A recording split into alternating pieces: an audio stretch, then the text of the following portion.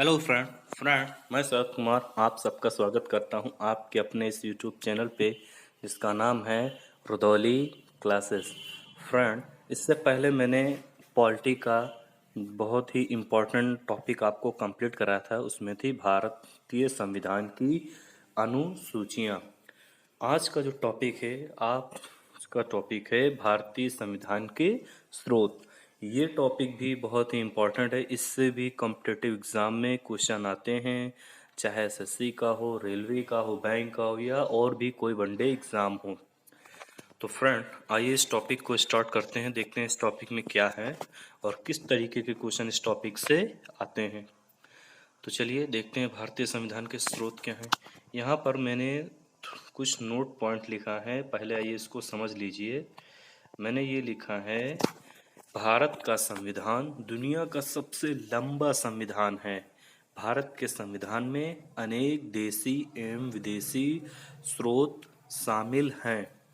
सबसे अधिक प्रभाव भारत शासक अधिनियम 1935 का ही है। इसको समझिएगा फ्रेंड। क्वेश्चन अगर ये पूछा जाए कि विश्व का सबसे लंबा संविधान, तो आपका आंसर होगा भारत। विश्व का सबसे लंबा लिखित संविधान, तो आंसर होगा भारत। साथ ही साथ क्वेश्चन ये आता है, भारतीय संविधान पे किस अधिनियम का सबसे ज़्यादा प्रभाव है, या भारतीय संविधान पे किस चीज़ का सबसे ज़्यादा प्रभाव है, सबसे ज़्यादा बातें किस अधिनियम से भारतीय संविधान में ली गई हैं। तो आपका आंसर होगा भारत शासक अधिनियम 1935। यहाँ से क्वेश्चन आते हैं, इसलिए मैंने इसको नोट पॉइंट में हाईलाइट करके आपके लिए लिखा। आइए चलते हैं, देखते हैं नेक्स्ट क्या है।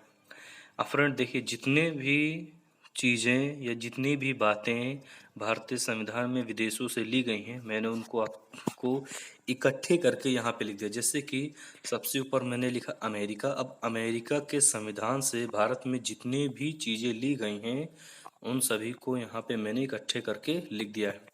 इससे होगा क्या, इससे आपको लर्न करने में आसानी होगी। और अगर मैं क्वेश्चन आंसर में इसको लिखता तो शायद थोड़ा सा दिक्कत होती।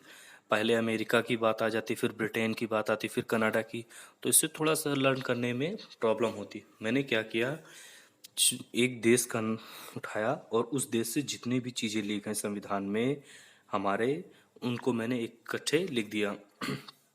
तो इसी रूप में आइए इसको हम देखते हैं। सबसे पहले मैंने लिखा अमेरिका। देखिए अमेरिका से क्या किया लिया, मूल अधिकार, चाहे मूल अधिकार बोलिए या मौलिक अधिकार। क्वेश्चन कई बार आया कि मौलिक अधिकार किस देश की देन है, तो वो है अमेरिका। न्यायिक पुनर्विलोकन, न्यायिक पुनर्विलोकन का मतलब ये है कि न्यायालय अपने किसी भी जो उसने फैसला सुनाया है उस फैसले को एक बार फिर से उसको रिव्यू कर सकती है, या उसको फिर से उसका अवलोकन कर सकती है, उसमें कुछ परिवर्तन कर सकती है। तो इस चीज़ को कहा था न्यायिक पुनर्विलोकन।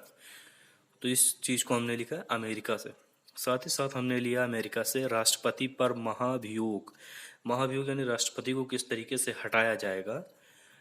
और इसमें देखिए येलो कलर से हाईलाइट मैंने लिखा, उसमें लिखा गया है सर्वोच्च न्यायालय और उच्च न्यायालय के न्यायाधीशों को पद से हटाना अथवा उन पर महाभियोग।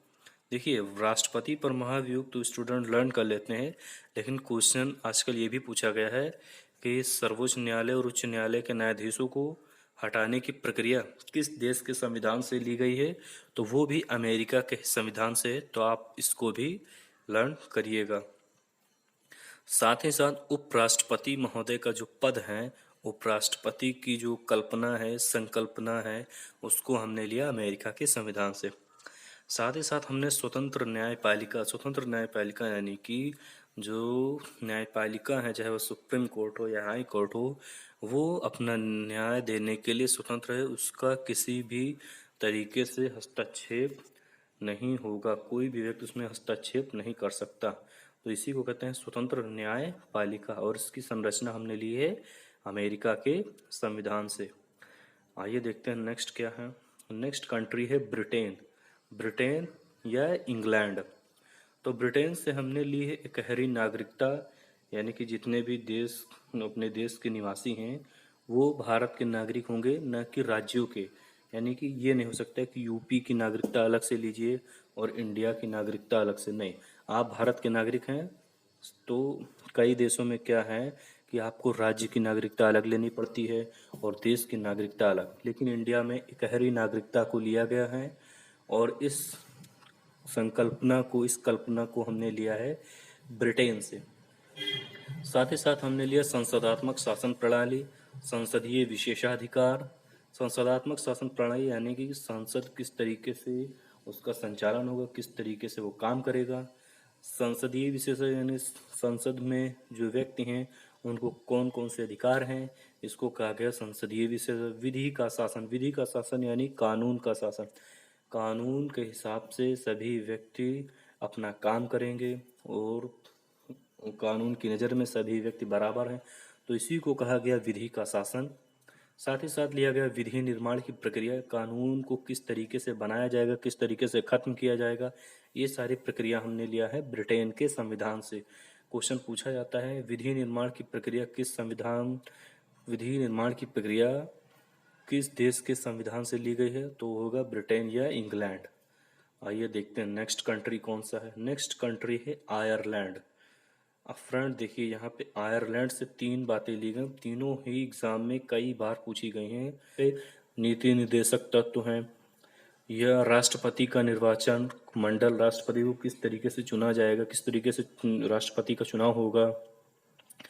साथ ही साथ लिखा गया 3rd नंबर में राज्यसभा में राष्ट्रपति द्वारा 12 सदस्यों को मनोनीत करना, यानी राष्ट्रपति महोदय राज्यसभा में 12 लोगों को राज्यसभा में भेजते हैं, मनोनीत करते हैं। ये 12 लोग हो सकते हैं खेल जगत से जुड़े हुए लोग, ये नेता अभिनेता हो सकते हैं, साथ ही साथ हो सकते हैं उद्योग जगत से जुड़े हुए, यानी कि जो महान हस्तियां हैं या वीआईपी जिनको कह सकते हैं आप, उन लोगों को, जैसे अभी देखिए कुछ दिनों पहले सचिन तेंदुलकर को भेजा गया है, या इसी तरीके से और भी नाम हैं, तो उन लोगों को राष्ट्रपति राज्यसभा में मनोनीत करते हैं, उनका नियुक्त करते हैं राष्ट्रपति महोदय। तो इस चीज को हमने लिया है आयरलैंड के संविधान से, कई बार एग्जाम में पूछा गया है। अब बात करते हैं सोवियत संघ। सोवियत संघ या रूस, 2 चीजें हैं जिसमें पहला है मूल कर्तव्य। मूल कर्तव्य एग्जाम में पूछा जाता है कि मूल कर्तव्य जो है हमारे मूल संविधान में नहीं थे, लेकिन जब संविधान बना था तब उसमें मूल कर्तव्य नहीं थे, मूल कर्तव्य को अलग बाद में जोड़ा गया। तो मूल कर्तव्य से क्वेश्चन एग्जाम में पूछा जाता है, मूल कर्तव्य किस देश के संविधान से लिया गया है, या किस देश के संविधान की संकल्पना, या किस देश के संविधान से ग्रहण किया गया है मूल कर्तव्य को। तो आपका आंसर होगा सोवियत संघ या फिर रूस। साथ ही न्याय, चाहे वो सामाजिक न्याय हो, राजनीतिक न्याय हो या आर्थिक न्याय हो, इन सबको हमने ग्रहण किया है रूस से। चलिए बात करते हैं नेक्स्ट कंट्री की। नेक्स्ट कंट्री है ऑस्ट्रेलिया। आइए फ्रेंड देखते हैं ऑस्ट्रेलिया। ऑस्ट्रेलिया से हमने लिया समवर्ती सूची। समवर्ती सूची, इससे पहले मैंने आपको जो क्वेश्चन, इससे पहले जो अनुसूचियाँ पढ़ाई थी उसमें 7वीं अनुसूची दी थी, तो आपको मैंने बताया था समवर्ती सूची क्या है, संघ सूची, राज्य सूची, समवर्ती सूची। तो यही समवर्ती सूची को हमने लिया है ऑस्ट्रेलिया के संविधान से। अगर आपने समवर्ती सूची को नहीं जाना है तो इससे पिछली वीडियो जो है जिसमें संविधान की अनुसूचियाँ हैं उसमें जाइए, उसमें आपको मिल जाएगा कि समवर्ती सूची क्या है। साथ ही साथ हमने ऑस्ट्रेलिया के संविधान से लिया संसद के दोनों सदनों की संयुक्त बैठक, यानी कि लोकसभा और राज्यसभा की संयुक्त बैठक। इस चीज को हमने सीखा है ऑस्ट्रेलिया के संविधान से। हमने सीखा वित्त आयोग, वित्त, व्यापार और वाणिज्य, यानी कि व्यापार और वाणिज्य किस तरीके से होगा। साथ ही साथ हमने सीखा केंद्र और राज्य के बीच संबंध तथा शक्तियों का विभाजन, केंद्र सरकार और राज्य सरकार के बीच किस तरीके शक्तियों का बंटवारा होगा और उनके बीच किस तरीके से संबंध बने रहेंगे। इस चीज को हमने लिया है ऑस्ट्रेलिया के संविधान से। आइए बात करते हैं अब जर्मनी की। जर्मनी से एक ही चीज है और एग्जाम में बार बार पूछा जा गया है, ये आपातकालीन उपबंध, यानी कि जब अपने देश पर किसी तरीके की आपात स्थिति उत्पन्न होगी तो उसका किस तरीके से निपटारा होगा, इस चीज को हमने लिया है जर्मनी के संविधान से। क्वेश्चन कई बार पूछा गया है, आपातकालीन उपबंध या आपातकालीन प्रबंध किस देश के संविधान से ग्रहण किया गया है? आपका आंसर होगा जर्मनी के संविधान से। चलिए फ्रेंड, बात करते हैं जापान की। जापान में विधि द्वारा स्थापित प्रक्रिया, यानी विधि द्वारा स्थापित प्रक्रिया, कानून के द्वारा जो प्रक्रियाएं स्थापित की गई हैं उनको हमने सीखा है जापान के संविधान से। अब फ्रेंड एक चीज ये देखिएगा, अभी मैंने आपको ऑस्ट्रेलिया, ये अभी आपने विधि, अभी देखिए ये रहा ब्रिटेन, यहाँ पे लिखा है विधि का शासन 4 नंबर, 5 नंबर पे लिखा विधि निर्माण की प्रक्रिया। तो विधि का शासन, विधि निर्माण की प्रक्रिया, और यहाँ पे जापान में लिख दिया गया है, एक मिनट, कहाँ गया, जापान में लिखा विधि द्वारा स्थापित प्रक्रिया। फ्रेंड विधि शब्द आप इसको लर्न करने का ऐसा तरीका है, विधि द्वारा स्थापित प्रक्रिया लर्न कर लीजिए जापान, और भी विधि शब्द आए और उसके साथ कोई और शब्द जुड़ा होगा तो आप आंसर दीजिएगा ब्रिटेन।